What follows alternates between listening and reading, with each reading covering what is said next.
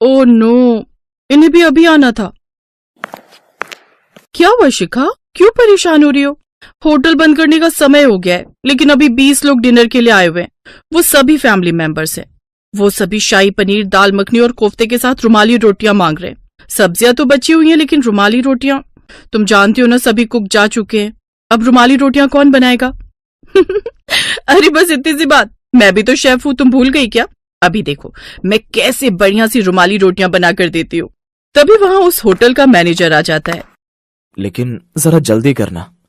कुछ देर बाद कविता बड़ी बड़ी रुमाली रोटियां बनाकर लाती है, जिन्हें देख ग्राहक कहते हैं, अरे बाप रे, रुमाली रोटी तो बिल्कुल चादर वाली रुमाली रोटी लग रही है, इतनी बड़ी और पतली। लेकिन ग्राहक जब वो रुमाली रोटियां खाते हैं तो उन्हें बड़ी पसंद आती है। वाह, सचमुच मजा आ गया। मजेदार चादर वाली रुमाली रोटी बनाई थी, पेट भर गया लेकिन मन नहीं। सभी ग्राहक वहां से खुश होकर चले जाते हैं। थैंक यू कविता, नहीं तो मुझे लगा था आज तो मालिक से डांट पड़कर ही रहेगी, लेकिन तुमने मुझे बचा लिया। मेरे रहते फिकर नॉट जानी। चल अब जल्दी से कपड़े बदलकर घर चलते हैं।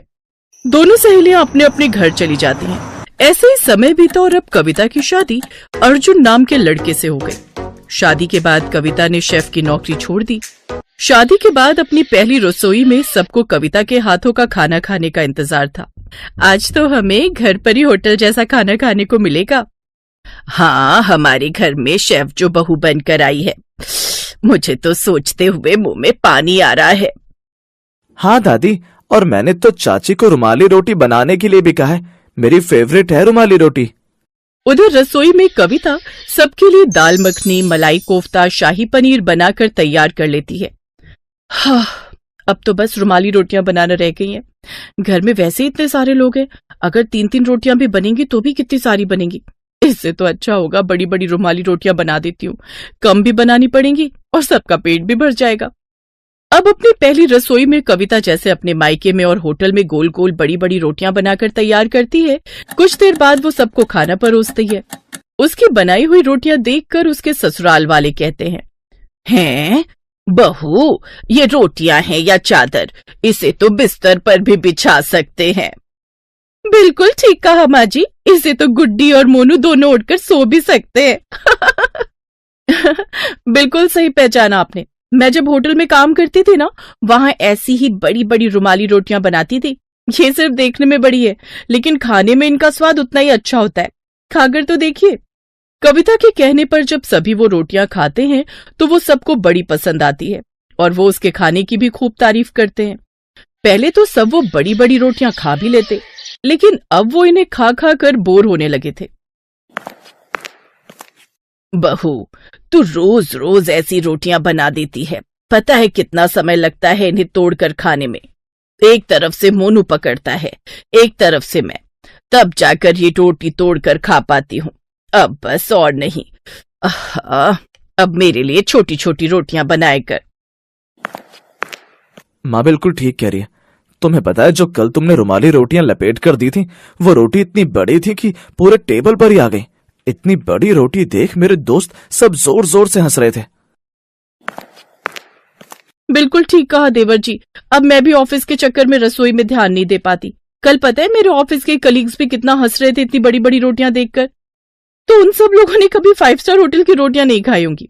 आप जानते भी हैं 5 स्टार होटल में यही बड़ी बड़ी रुमाली रोटियां, जिसे आप चादर वाली रुमाली रोटी कह रहे हैं, वो होटल में कितनी महंगी मिलती है।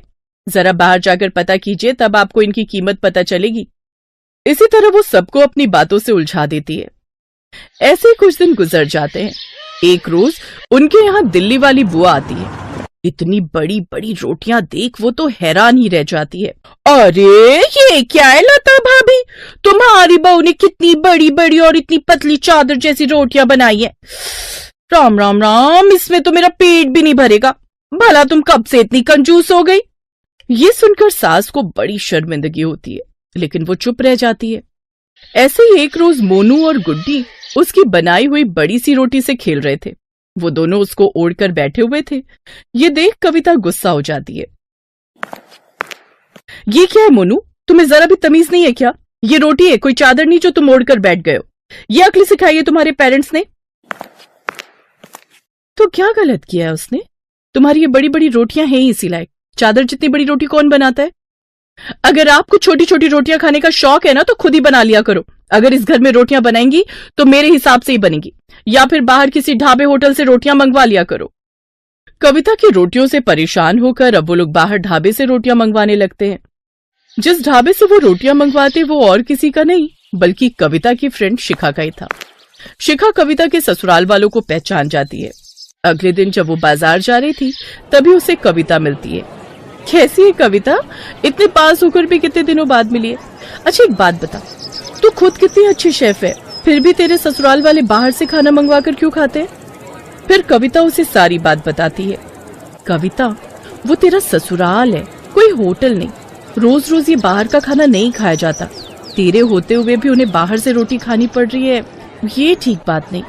अब कविता को सारी बात समझ आ जाती है और अगले दिन जब वो सबको खाना परोसती है तो उसके हाथ में चादर जैसी बड़ी रुमाली रोटी नहीं बल्कि छोटी छोटी रोटियां थी।